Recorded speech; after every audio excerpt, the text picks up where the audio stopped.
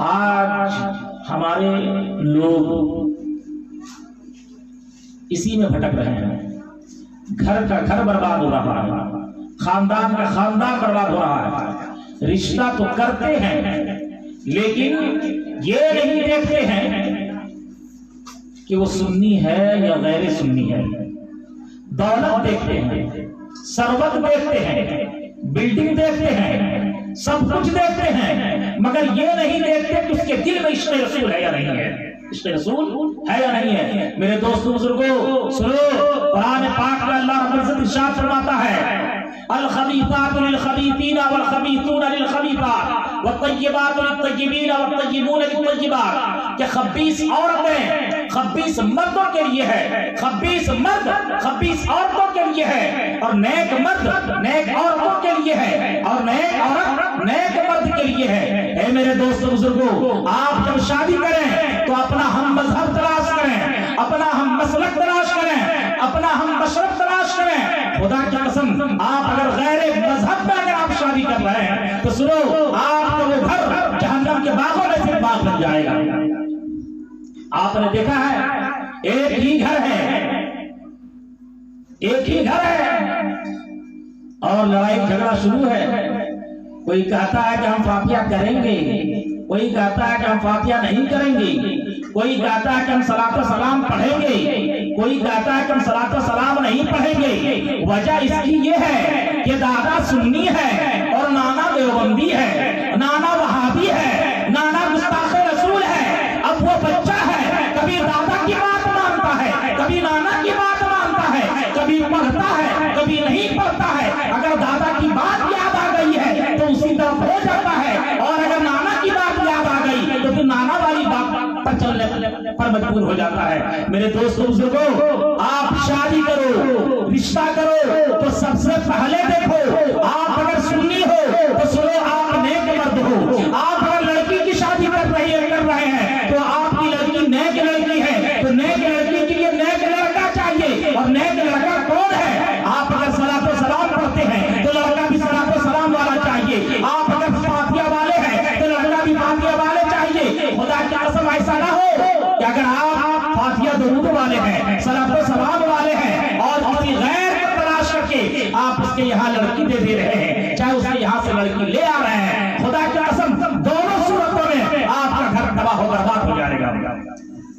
آپ نے دیکھا ہوگا جن کے گھروں میں آج سے 10 سال پہلے، 5 سال پہلے، 10 سال پہلے فاتحہ ہوتا تھا، درود و سلام ہوتا تھا، میلاد شریف کا اہتمام کیا جاتا تھا، 11ویں شریف منائی جاتی تھی، اس سے پاک لوگ جاتے تھے، خواجہ نواز کی چوکھٹ پر حاضری دیتے تھے۔ آج وہاں پر بورڈ لگ گیا ہے صلاۃ و سلام پڑھنا حرام، فاتحہ پڑھنا حرام، مزار پر جانا شرک، یہ سارے فتوے لگائے جا رہے ہیں۔ 5 سال پہلے یہ فتوا تو نہیں لگ رہا تھا، 5 سال پہلے فاتحہ پر فتوا نہیں لگا، صلاۃ و سلام پر فتوا نہیں لگا، مزار پر فتوا نہیں لگا، مگر 5 سال کے بعد ایسا کیا ہو گیا؟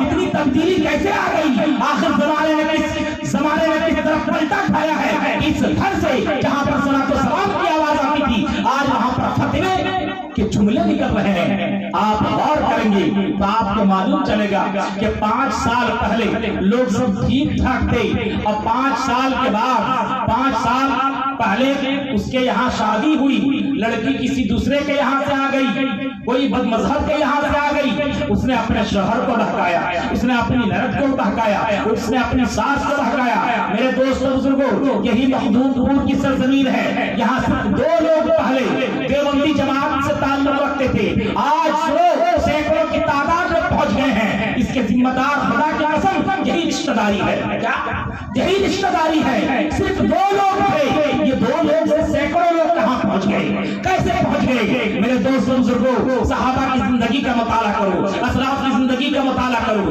اولیاء کرام کی زندگی کا مطالعہ کرو۔ حضرت علی رضی اللہ تعالیٰ عنہ جب جوان ہوئے تو شادی ایک سنی لڑکی سے کی ہے، سبحان اللہ۔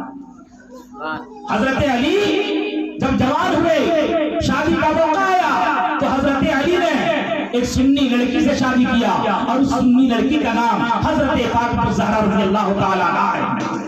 اور خدا کی قسم میرے دوستوں بزرگوں، جب لڑکا سنی ہو اور لڑکی سنی ہو تو لڑکا پیدا ہونے والا امام حسین ہے اور امام حسن ہے. کیا غوث اعظم کے والد گرامی نے جب شادی کی، شادی کا موقع آیا، ایک سنی لڑکی کا انتخاب کیا تو بیٹا پیدا ہوا غوث اعظم.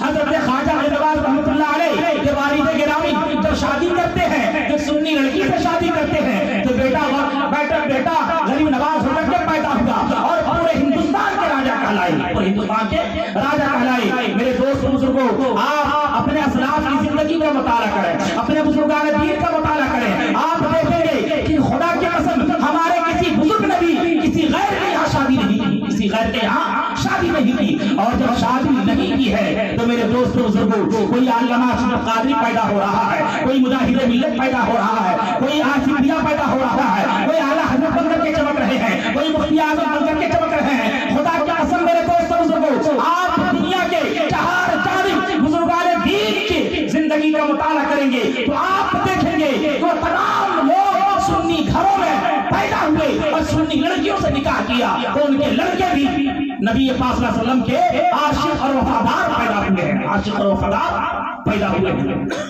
اس لیے میرے دوستوں بزرگوں، گھر بار پہ دیکھنا، مکان بار پہ دیکھنا اور لڑکا کی خوبصورتی بار پہ دیکھنا، سب سے پہلے جب رشتہ کرو تو پوچھو کہ صلاۃ و سلام پڑھتے ہو کہ نہیں، فاتحہ پڑھتے ہو کہ نہیں، درود و سلام پڑھتے ہو کہ نہیں. اگر خدا کی قسم وہ درود و سلام والا ہے، فاتحہ والا ہے، تب پوچھو کہ تم کام کیا کرتے ہو، تمہارا گھر کہاں ہے، تم کیسے کاروبار کرتے ہو. اس کے بعد سب کی باری ہے. اے میرے دوستوں بزرگوں، کتنے شرم کی بات ہے، آپ بازار میں جاتے ہو سبزی خریدنے کے لیے، ایک ٹماٹر خریدنا ہے تو اٹھا کر کے دیکھتے ہو کہ کہیں سڑ تو نہیں گیا ہے. پیاز کو خریدا، پیاز کو پرکھ کر کے دیکھا کہیں سڑ تو نہیں گیا ہے. آلو کو خریدا، آلو کو پرکھ کر کے دیکھا تو کہیں سڑ تو نہیں گیا ہے. آلو خرید رہے ہو تو دیکھتے ہو سڑا ہے کہ نہیں، پیاز خرید رہے ہو تو دیکھتے ہو سڑا ہے کہ نہیں، ٹماٹر خرید رہے ہو تو دیکھتے ہو کہ سڑا ہے کہ نہیں. اے میرے دوستوں بزرگوں، کتنی شرم کی بات ہے کہ اپنی بیٹی کی شادی کر رہے ہو اور لڑکا کو دیکھا نہیں کہ عاشق رسول ہے یا غدار مصطفیٰ ہے،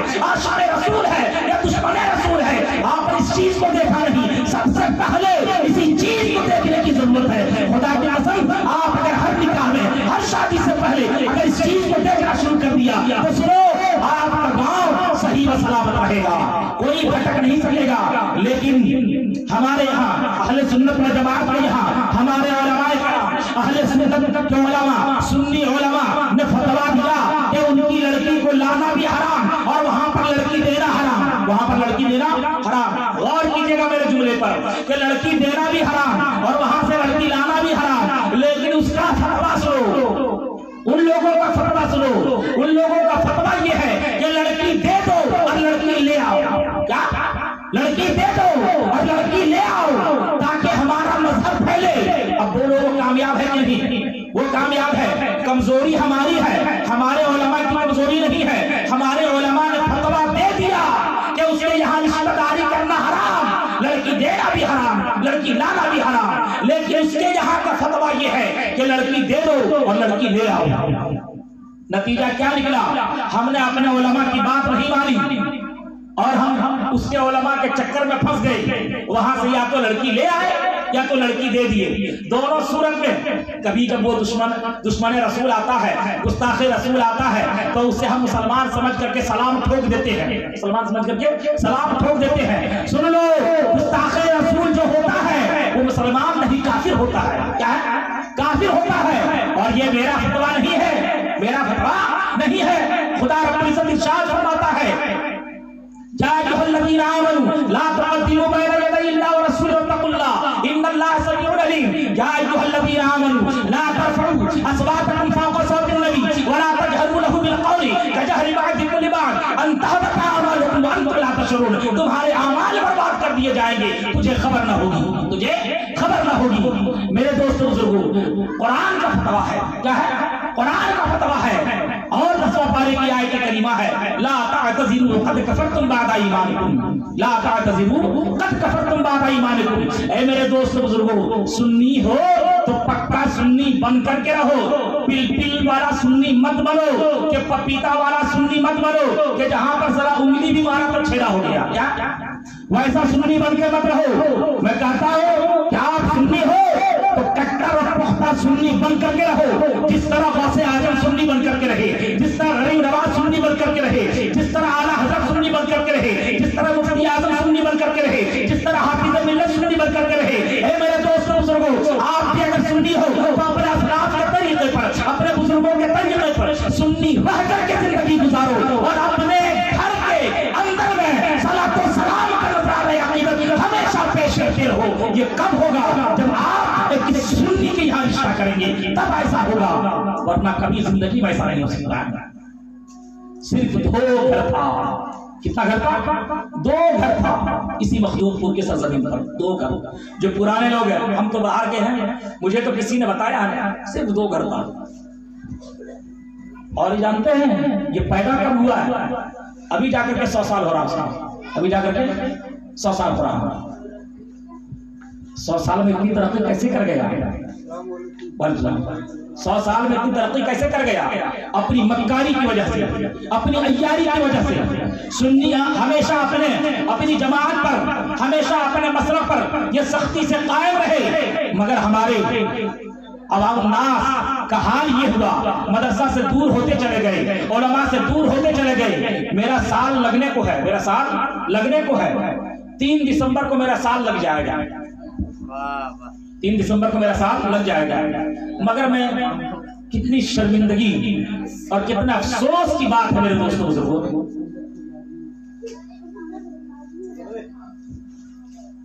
2-4 आदमी ऐसे होंगे जो आ करके हमसे मसला पूछा है, वरना किसी ने पूछा ही नहीं। तो ये इस्लाम से दूरी का नतीजा है। ऐसा तो नहीं है कि सब यहाँ पर आलिमे हैं, किसी को मसला पूछने की जरूरत ही नहीं। शादी करो तो शादी से पहले तलाक का मसला समझ लो। शादी से पहले तलाक का मसला समझ लो। शादी बाद में करना, तलाक का मसला पहले समझ लो। अगर आप कारोबार करते हैं, तिजारत करते हैं, तो तिजारत बाद में करना, तिजारत का मसला पहले पढ़ लो। अगर आप नाप तौल का काम करते हैं तो नाप तौल का मसला पहले पढ़ लो, बाद में नाप तौल का आप काम कर लेना। लेकिन आप मेरे दोस्तों बुजुर्गों, आप जो काम करते हो वो काम बाद में करना, मसला पहले सीखना है। शादी तो आपने कर लिया, तलाक का आपको मसला मालूम नहीं है। बस एक ही चीज आप जानते हैं, 3 तलाक। क्या? 3 तलाक, एक ही आप चीज जानते हैं। एक शख्स आया और कहा कि इमाम साहब अपनी बीवी, अरे मेरे पास तो छोड़िए, हजरत अली के पास एक आदमी चला गया और कहा कि अपनी बीवी को हम 1000 तलाक दे दिए। कितना तलाक दे दिए? 1000 तलाक दे दिए। हजरत अली ने फरमाया कि बीवी पर 3 तलाक तो हो गई है, बकिया तलाक अपनी दूसरी बीवियों पर तकसीम कर दो। एकदम गुस्सा से उनका पारा गर्म हो गया। उन्होंने क्या कहा कि 3 तलाक वाक़ई हो गई और बकिया जो तलाक है 1000 तलाक में दूसरी बीवियों में तकसीम कर दो। मकसद ये था क्या? मसला ही पूछना था तो तलाक से पहले आ लेते। अब 1000 तलाक दे दिया है और मसला भी पूछने के लिए आया है। मेरे सामने भी एक शख्स आया, रात को भी 10 मरतबा तलाक दिया था, सुबह को 10 मरतबा तलाक दिया था। रात को 10 मरतबा तलाक दिया तो गुस्सा कम नहीं हुआ, सुबह को तलाक दिया उसमें भी गुस्सा कम नहीं हुआ। और जब बीवी घर से निकल गई, जब तलाक दे दिया है तो हम तुम्हारे पास रहेंगे, काहे रहेंगे? बीवी भाग गई तो देखा रे बीवी भाग गई, बोला तलाक से बीवी भाग जाती है। अब उसका होश ठिकाने आया है। और जब सूरज दोपहर में, जब आसमान के ऊपर में बीचों बीच सर के ऊपर जब चढ़ा, उसका भेजा गर्म हुआ, पागल हुआ, बीवी को नहीं पाया। आया इमाम साहब को ढूंढते ढूंढते आया, कहा कि इमाम साहब गलती हो गई, मुंह जो है ना एकदम मुंह लटकाए हुए था। आया, कहा गलती हो गई। बोला क्या गलती हो गई? बोला बीवी को तलाक दे दिए हैं, तो कोई माफी की सूरत है कि नहीं? बोला कोई सूरत नहीं है। बोला क्या तलाक दिया था? बोला तलाक तो दुनिया भर के दे दिए हैं। बोला कोई सूरत नहीं है, कोई सूरत नहीं है। और सूरत है भी तो बहुत पेचीदा सूरत है, सूरत है भी तो बहुत पेचीदा सूरत है। जाओ मुफ्ती साहब के पास इस्तिफ्ता करो। तो मेरे दोस्तों बुजुर्गों, निकाह से पहले निकाह का मसला, निकाह से पहले बीवी का हुक्म, निकाह से पहले शोहर का हुकूक, निकाह से पहले सास ससुर रिश्तेदार का हुकूक, पड़ोसी का हुकूक, बच्चों की परवरिश का तरीका, ये सारे चीजों को आपको निकाह से पहले पहले सीख लेना है। और निकाह से पहले पहले आपको रिश्ता ढूंढना है तो अपने बुजुर्गों के तरीके पर रिश्ता ढूंढना है। ऐसा नहीं है कि पैसा देखा, दौलत देखा, बिल्डिंग देखा और कहीं भी बेटी को डाल दिया, उसके बाद मालूम हुआ कि बेटी आपकी जहन्नम में चली गई। मेरे दोस्तों बुजुर्गों, मैंने मिसाल दिया ना कि सब्जी खरीदते हो तो देख करके खरीदते हो, इसी तरह आप जब लड़का देखें, दामाद तलाश करें तो आप इसे देखिए कि वो लड़का पहले सुन्नी है कि नहीं। सबसे पहले देखिए सुन्नी है कि नहीं। सुन्नी अगर है तो आगे फिर बात कीजिए, और सुन्नी अगर नहीं है तो वहीं से आप बातचीत का दरवाजा बंद कर दीजिए, वापस आ जाइए। सुन्नी लड़के की कमी नहीं है, बस आप तलाश कीजिए। खुदा की कसम, मन जद्दा वजदा, जिसने कोशिश किया वो कामयाबी पा लिया, वो कामयाब हो गया। क्या? वो कामयाब हो गया। हम कोशिशें नहीं करते हैं, बस जहां देखा दौलत सरवत, बस वहीं पर हमने ठहर दिया।